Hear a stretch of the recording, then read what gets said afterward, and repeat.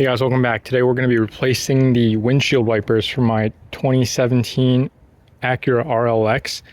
So as you could see from here, it's when you turn the car off, it's recessed into the into this well right here, so you can't really bring it up.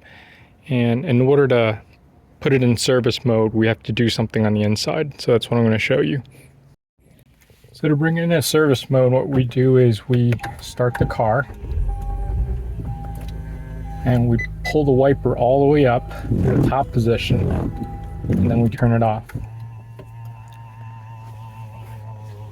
And now it's in the service position.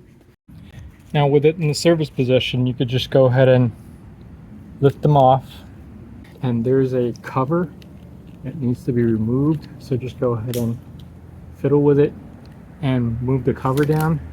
And this is the standard U-hook assembly, so you could just kind of lift it off as such. All right, and replace it with the replacement. Now remember, the passenger side I think is 20 inches and the driver's side is 26 inches.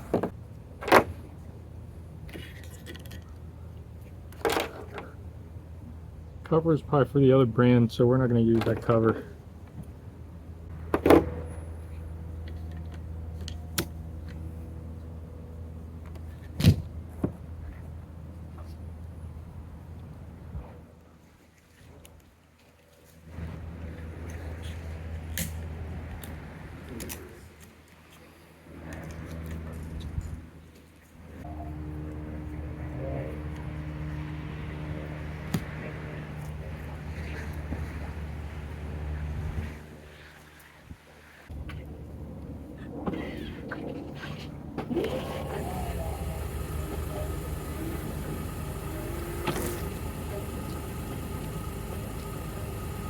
There, that's how we replace windshield wipers. All right, hope this helps you. Good luck.